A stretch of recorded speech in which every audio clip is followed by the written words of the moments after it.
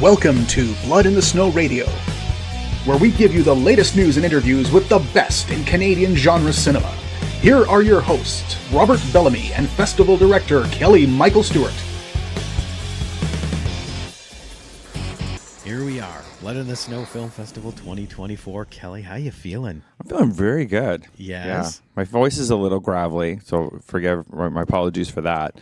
But yeah, we're on we're doing this this is the morning of day 5 of Blood in the Snow, and we're at Daily Exposure, the industry conference for Blood in the Snow at the Transat Club.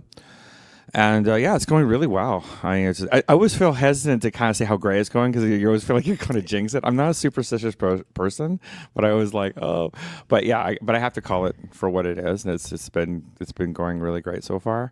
It's been really great attendance. I think we've actually hit our all-time record for sales already, but that's not the most important thing. I mean, it's just like it's the vibes and stuff like that of it, and it's indicative to show that people are interested. Oh, they are. It's interesting, and it's fascinating to meet the people here. I just went to get a coffee, and then a wonderful visual effects company that they want to partner with us next year. And I'm just like, I just go get a coffee and I just meet new people, just like in the 5 minutes to go get a coffee before on the show. And I just like that's actually so typical of it, and it actually.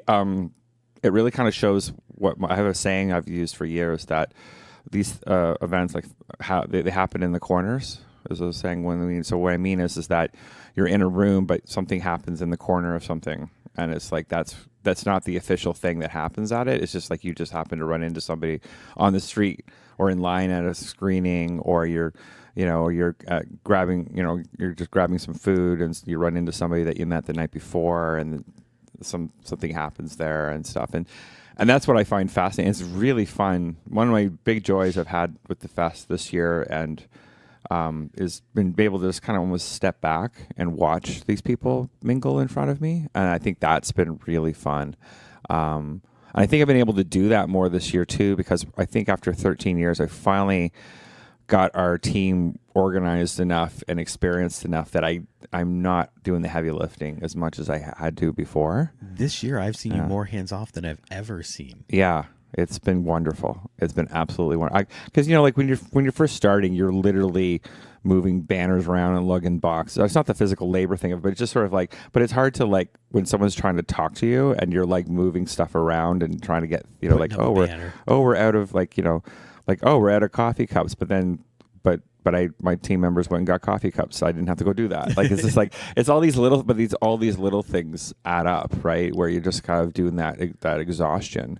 And it's interesting. It's amazing what a difference that makes. It's not the hours I'm doing. It's like how I'm using those hours. It makes a huge difference. Exactly. Yeah. What are some of the highlights so far from this year that you've seen? Yeah, it's kind of interesting. It's hard to pin one because there's all these little micro happy moments, like where I just see people. I get it's always the thing. This has always been the same since year one. I always enjoy seeing families and their partners and stuff like that all dressed up for the red carpet, because it's like a big moment. They're having a big moment in their lives. Like it's kind of, you can tell it's special, and it should be. It is special. It's like when you're premiering your film, you only get to.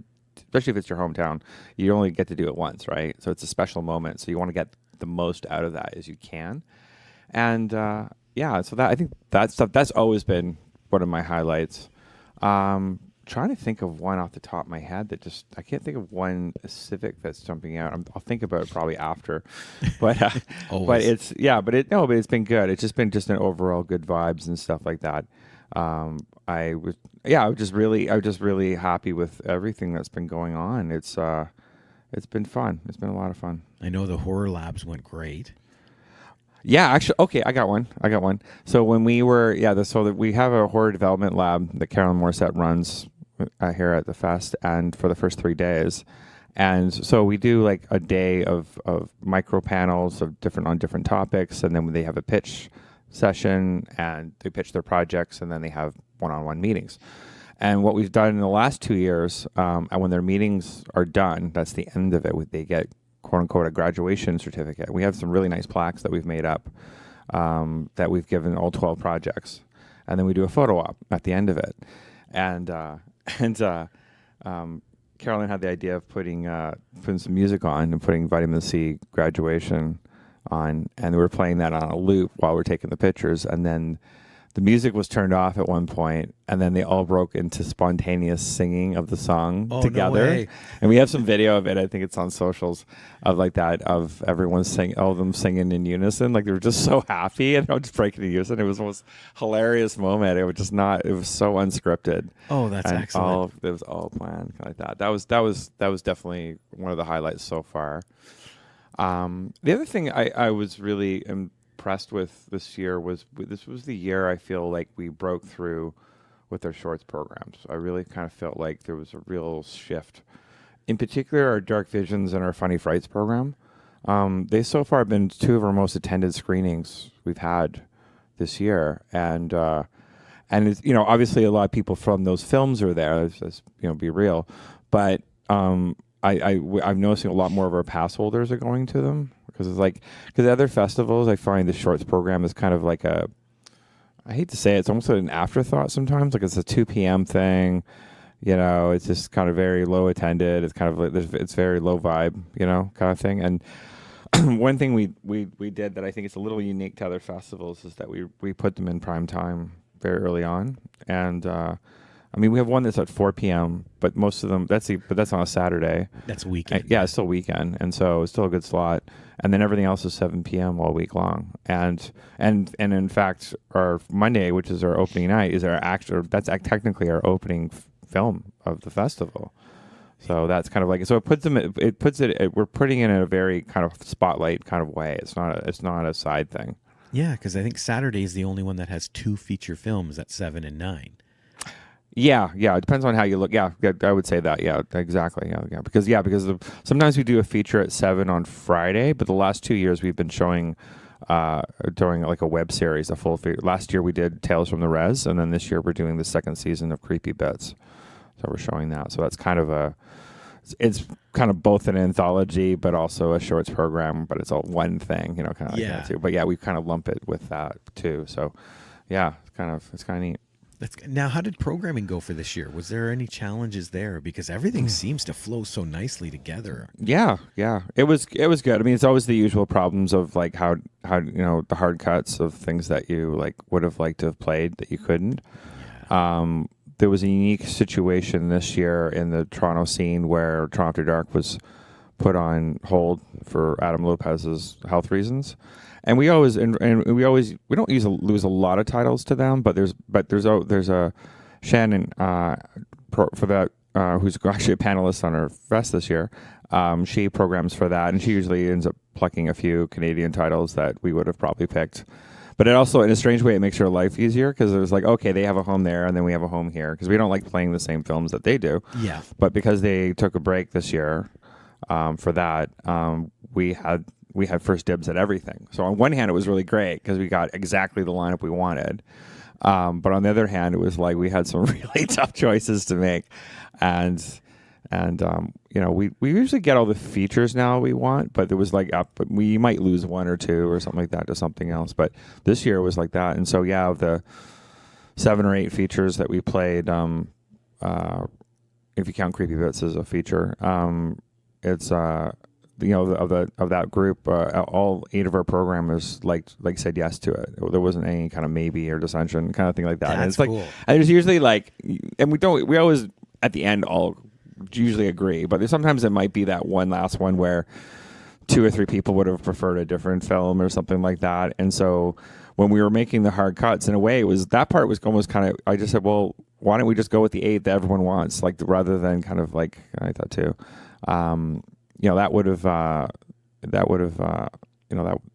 That part made it, I guess, kind of easier because it was like, well, it's pretty obvious why we picked that because there was like it's unanimous. So let's just go with that. And we just we even kind of put that in our marketing, like 8 or 8 approved kind of thing like that. And it's been good. Excellent. Any thoughts and tidbits that you might be taking over to next year? Oh, so many. I know. I have it's funny actually. I do keep a notepad list on my computer of and phone. Sometimes I jot it on my phone of just things happening as it happens, because if you wait till after, you forget about it. Yeah. It's all just a blur. So you really have to kind of make notes as you're going. And so I find myself making plans and making notes a lot now. I'll probably do 80% of my planning for next year, like in December. Like it'll be I'll have it kind of mapped out in my head, kind of thing. Not that, but a lot of it is just sort of. But the good news is that that mapping is getting more and more repetitive, because it's like I think another reason why things went smoothly this year is we didn't change venues, we didn't change the schedule, we didn't really change the schedule. We really we even kept, except for one flip, except for moving Emerging Screams and Mournful Mediums and flip them around, we kept the exact same lineup and structure of it. Like all this, it was all the same. It was 13 programs. The same type of shorts programs were the same.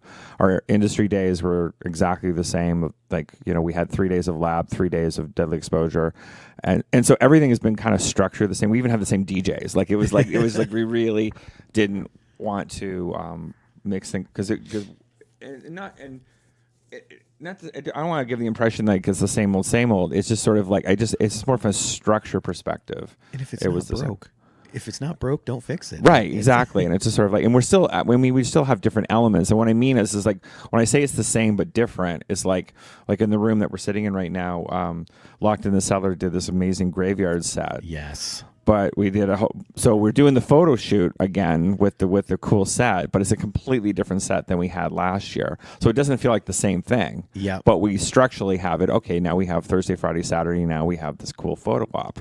So we have this great graveyard set that we started last night doing it, and we'll do Friday night and Saturday night for our after parties and do some really cool set photos. I like that too. So it's what I think what works is that you have the same structure, but then like same buckets, right? But you put different things in those buckets, and then the buckets kind of keeps to the structure. But the hardest thing I think has been over the years doing the fest has been the venue changes of when we've had to change venue, because I think we've had, let me count, 1, 2, 3, 4. This is our 5th venue.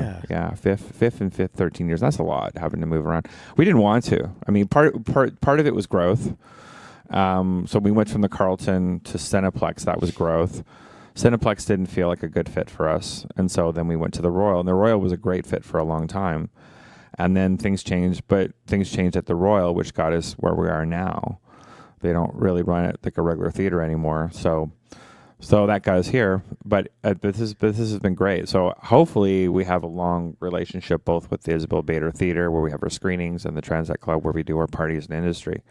And it seems to work really well for everyone. So I'm really hoping we can kind of keep things status quo a little bit, at least for a couple years. It's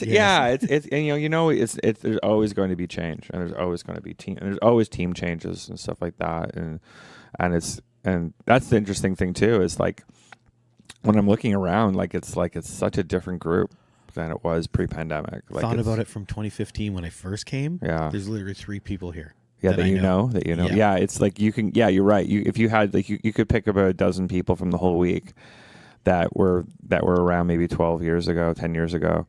And you're right. Yeah, it's a very small group, and it's kind of like remember. And we're getting into the point now. It's like remember when, and like that. And so it's interesting. Yeah, because there's people that are attending the festival. They were at the parties and stuff last night, and filmmakers and like that, and they don't know any other festival other than the one at the Bader. Like and they just know it at the size it is and stuff, and they don't know all the different kinds of things we've gone through over the years and stuff, which is fine. This is great. It's kind of funny to have that kind of secret handshake, a little bit of like what it was like back in the day and kind of thing. So it's fun. Let me ask you one thing, because I've always been curious. You went from doing an awards show to now doing it during the events. Yeah, smartest move I ever did was that was my one flub. I think I did was do it. It was one of those things that the award show seemed like a great idea on paper. I was like, I had delusions of grandeur on that one. I thought this was going to turn into the Chainsaw Awards. I just thought this was going to be like the Rondos. I thought we were going to turn this thing into like a big televised event with Richard Krause hosting it or something, like, you know what I mean? Like, I was expecting it, like, I had this delusion. I'm just sitting there with a big smile on my face, laughing at myself, because it's just like, sometimes you have these ambitions and stuff, and you're like, this is not the, and we did it. It was fun, actually. We did it, parts of it were fun, but so to give some context, for 3 years in 2017, 18, and 19, we did the award show at the end of, we would actually, well, we always we would hand out first we used to hand out the awards at the after party. Yeah. And that didn't work either. We would hand out their certificates at a loud bar where everyone's drunk and we're screaming over people to hand out their certificates. So were you guys up on the staircase trying yeah, to we're talk on a over staircase. That was, in 16, I remember, in the staircase and stuff. And it just never worked. It just never worked. So then I thought, oh, we'll have a proper award show with, like, intro, like nominees flashing on the screen. And we did like a really fancy, TV style intro, and I had Nick Smith come and host it. Yep. It was like we had special guests come up and give awards, and we were like, we put some work into it. It was like a thing, but it kind of worked the first year, but the second and third year, what the problem was, we were lopping it on the end of whatever the closing night film was, and if the closing night film wasn't the winner of that award, that audience is there for that film, and so it was like they don't really care. they were there to support their own film, and they were just kind of like it didn't really gel. So the good thing about the pandemic was that we did the award show online, actually. So we actually did have my dream of, we did actually have it broadcast across Canada. We actually had an award show, in 2020, right? And we recorded that. We did a 30-minute episode on Super Channel where we did our intros. We also did the award show. We even had a musical guest thing come in, like we pre-recorded that. Alex Robshaw did a song. We played a clip of that. So we did like a full. I could say for 1 year we had a nationally televised award show. So your dream did come true. It did come true. I just didn't keep it. But when we came back to doing them in 21 and 22, I was like, I need to rethink this. This is it gave me a moment to kind of rethink how to do that. And then and I have a tendency to make things harder myself than I need to. And I think that's the one thing I've been trying to teach myself is like, I make things way more complicated than I probably need to make. Sometimes easy's good. Yes, exactly. And it just sort of confused, and I think like that. So I'm looking, my maturity as a festival director is streamlining things, is making things clear. Clarity is the key. And so anyway, long story short, we just simply give the awards. If they won in that block, they get the award. So if they win best edit, if they're in that shorts program or feature play that night and they won best editing, we walk out at the end of the Q&A with the award and give it to them, and everyone goes nuts. Like, everyone loves it. Well, it's like their audience is right there. Exactly. They're there for that film. It's kind of like it's excuse me. So they're there for that, and God, we tried that. And the minute I did that in, I think, 22, the first time we were at the Bader, and because I remember we gave Best Picture to Relax Them from the Future, and of course we gave it to the director, and the audience was like standing ovation, going nuts, because it was all the crowd for that film. And I'm like, oh, why weren't we doing this from the beginning? I mean, I could have figured this out in year 2. I would just like, it took me 10 years to figure that out. It was like, it was so simple. It was like, why was I making this so complicated? And it worked so great. So that's the way we'll always do it. Just always do it. Keep it simple. Keep it simple. Any sneak peeks or ideas for next year? Or we should brainstorm live right now. That's right? I know. I don't know. Well, I guess, like I said, I don't think we're going to change too much next year. I think it's gone. It'll just be the features. Just like I think it'll be just the different programs we have.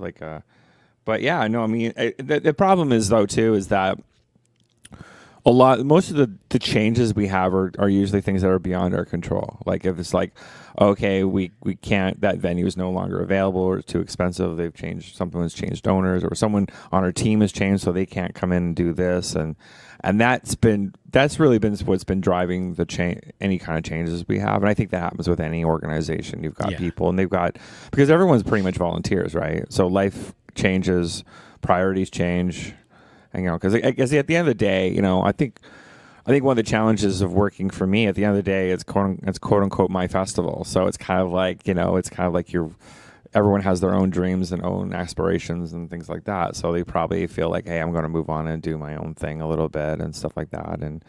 But having said that, I mean, we don't have that much turnover. I mean, we have like a pretty dedicated team, and everyone kind of like loves it and stuff like that. So everything here feels family, like it does. Yeah.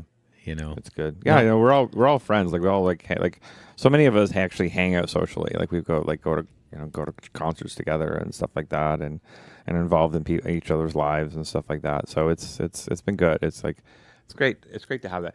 I mean, that's all. That in itself is a challenge, and it's a positive and a challenge because then you're working with your friends. So if it's not your coworker, if you're mad at your coworker, you're also mad at your friend. Yeah. And of course I run the fest primarily with my partner Sarah, and you know, you can relate to this as well. It's challenge working with your partner because we're like our challenge is that we're working on this 24/7. There's no break. Yep. And we're always talking about. There's no off switch for this. That's the one thing, because if you're around friends and all that, and you start having ideas, you just start throwing them out. Yeah, like there's no meetings or anything. It's just always. Yeah, I don't think Sarah and I've ever had a meeting. Like it's just sort of like I'm like we're just like sitting at each other's computers, and I go, hey, how about this? Yep. But then you also feel the stress of the event at the same time, like in real time with everything going on this week. You guys are both under the same pressure. Yeah. Because if you're having a tough day, you're both having a tough day at it. It's not like and it's hard. Yeah, I think that's it. I think it's hard to be a support system because it's like if we weren't working together, then she could just be there for me just as a partner when I'm having a bad day for the festival, or vice versa. If she was running it and I was just helping her. And then but no, it's like if something goes wrong, we're both running around and we're dealing with it. You know, like we had. Like, you know, and this happens very rarely, but there was kind of someone unruly at the after party last night, and we were kind of dealing with them, with the staff, but we're both dealing with it. It's kind of like, it wasn't like one of us like this, like we're kind of both as a team, but overall we work as a great team. It's just like, but it's its own challenges and stuff like that. And then on top of her and I working together, she's friends with people on the team and have their own interpersonal stuff and stuff like that. And it's like, it's so messy. It's so messy. But I guess it's the same for you, right? Like, you know, yeah, it's. Oh yeah, absolutely. Yeah. But that's the fun of it, though. You want to do things with your friends. Yeah. But then, like you said, you get in the heat of it, and it's like, oh my God, why am I mad at her? Mm-hmm. You know, now I can't be friends. But it doesn't work like that. It doesn't really work that way. Yeah. Yeah, and it's something that, I mean, it has, and also, but it's also changed too. We've hired a lot of people that are just what I would call more vendors that are helping out. Like we're colleagues, cordial and stuff like that. But I don't really know. There's a lot of people that are on our team now that I don't know as well. Kind of like that. They kind of come in, they do a job, and they go home. Yeah. And we're friendly and everything, and everyone's great. But it's not like I couldn't tell you where they live or anything. You know what I mean? Like it's like, whereas I think in the old days it was like we were very much more like what you would see us going to conventions together and stuff like that. I'm not as involved in other people's lives, and it's probably a good idea. 100%. Yeah, I'm like that with CKX because we're in our 11th year, and the first few years it's like anybody on the team I had to know personally, and if I didn't, I don't know why. But now I'm like you, like have the space. They'll do what their job is and they can leave. Yeah, exactly. And they're kind of like that. So I think it's moving a little bit more to that where they're kind of like they know like that too and stuff. And also, you know, it's interesting. The other thing interesting too is that it's back and forth about my I'm always playing a balancing act with my exposure on a personal level because I don't want people thinking I'm doing it all on my own. I want the team to get credit and go out there, and I don't need to be the face of the fest 24/7 either. In the early days, I think I was, and then but then I think I went too far where I just was so behind the scenes that people last year didn't know who I was. I didn't. I remember 2020 because it was all on Super Channel, and you even told me, you go, Rob, you were on screen more than I was on screen. That's true. Because what would happen is, so for the people listening, is that Robert was a huge asset during that time, because even though the first year I co-hosted it, I hosted it on my own, and then the second year Carolyn and I co-hosted it, but when all we were doing was doing these 30-second intros, and then I would introduce the film and it would cut to a clip of the film. So if I counted the amount of seconds I was actually on screen was probably not more than 20 seconds a night. And then we would cut to this 20-minute Q&A, and your happy face would be on the thing like the whole time. And I'm watching this, and I did turn to Sarah and go, "I was gonna think this is Robert's festival." Yeah, and this is where it didn't bother me, but it was just funny. It was just because I kept myself, I'm hosting this thing on here, and really, if you look at the amount of screen time, it was really because you were hosting basically Zoom kind of chats with all the filmmakers would pop in. They were pre-recorded. They were all pre-recorded, and then we put them at the end of it. We were trying to keep the pandemic. We were trying to keep as many things we could as it was in live. So we're like, okay, we have an intro, so we'll do an intro, and then we'll have the Q&A. And normally we'd have the programmers do that, but we were going to get into some of the people had bad video cameras and stuff, and the technical issues, and you had all the gear for doing this, and well, this is the easiest path forward to do that. And I was thrilled that you got to do that for 3 years and stuff like that. But yeah, it was pretty fun. It's pretty funny when you look back at it. It was just you're in front of 500,000 people every night for 3 years and kind of like that too. And then the last year, you co-hosted it with me, and we just did it with video cam.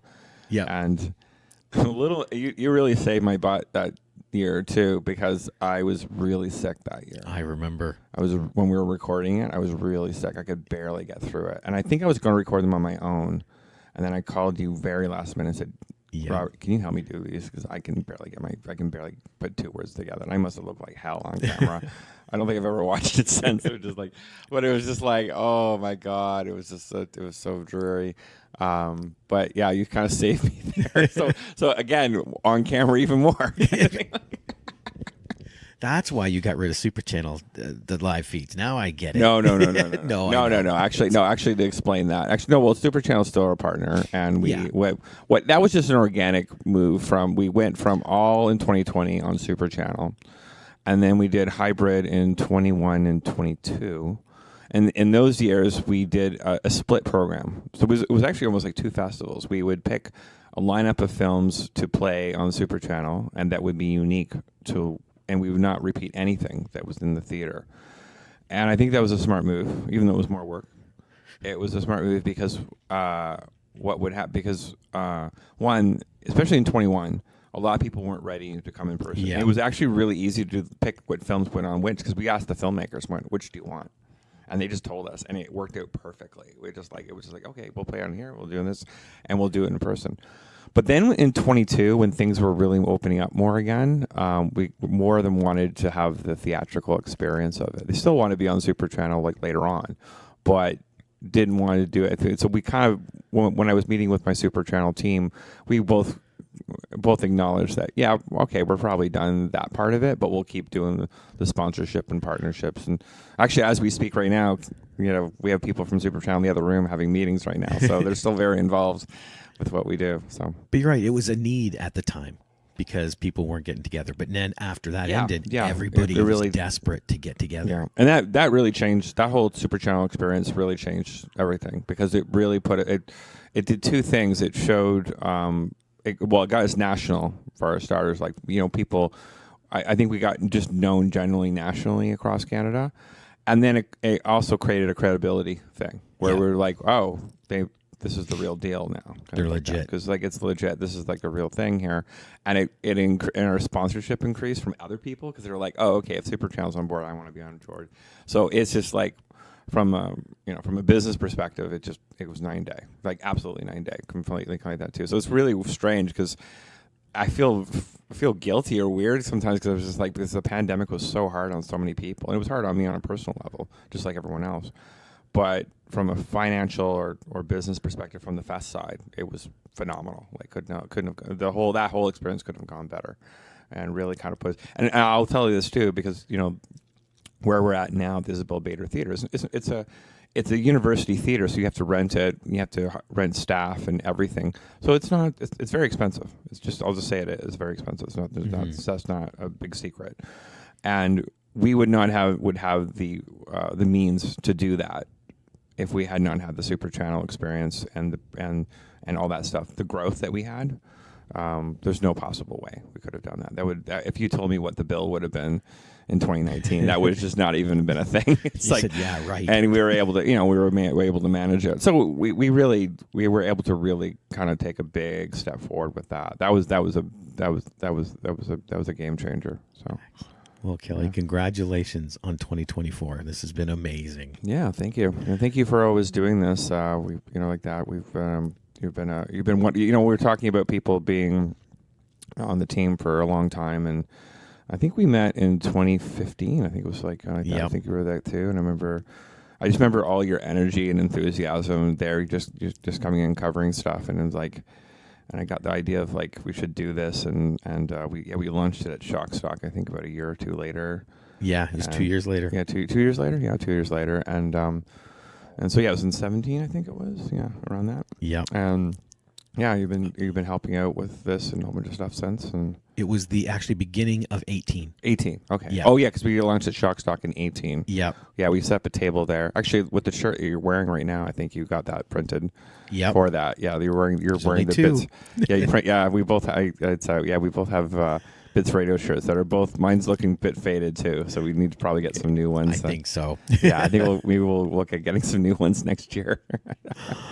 But it's been great, and it's funny even just watching the evolution of this show is kind of like that, because you were just kind of like that, and I decided I wanted, you were kind of just handling on your own for a long time, and the last 2 years I was like, especially because when you started it was like, I don't think podcasting was as big. Podcasting is really, that's the thing, podcasting I think really blew up during the pandemic. Yes. And it got me thinking, God, we have one here. Why am I not utilizing it more? Kind of thing like that.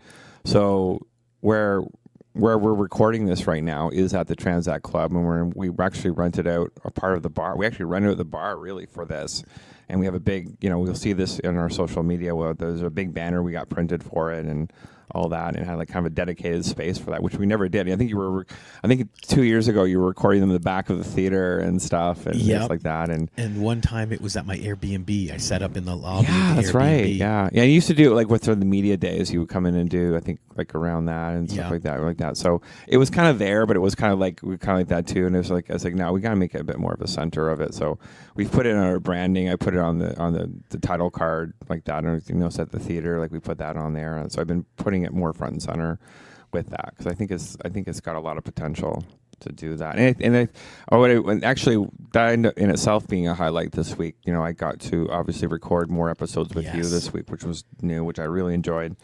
And it was really fun watching them. They're fake. That's one thing about being audio. You can't see their faces.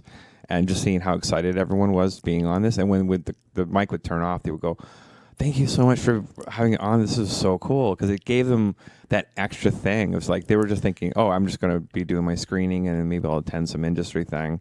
And it was like, "Oh, I got to do this too." It was a kind of a cool moment.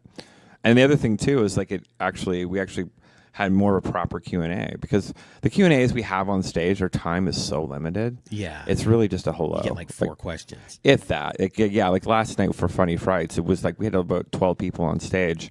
And I think the programmers asked 3 questions. I think it was everyone just asked. And one of them was introduce yourself. Yeah, exactly. So it's really because we're so tight for time, and we got to get all of those people out and back in, and there's so many people on stage. So it's really hard to do that. So it's nice about this program too, is that we can this is kind of like the extended Q&A. This is like kind of like that after thing. When you have like TV shows now and they have that overtime. Yes. Thing when they do the overtime, the like Talking Dead.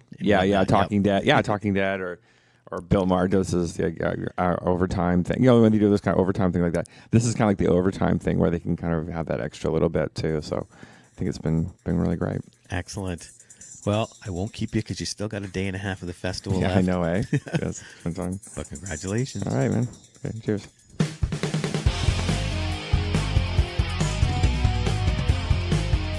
Join us next time for Blood in the Snow Radio. Bits Radio is a production of 3 Evil Cats Productions in association with the Blood in the Snow Canadian Film Festival. For more information and to listen to other episodes, visit bloodinthesnow.ca and tweet us at BitsFilmFest. Music by Jen Gorman, produced and edited by Kelly Michael Stewart. I am Eduardo Correa Lima.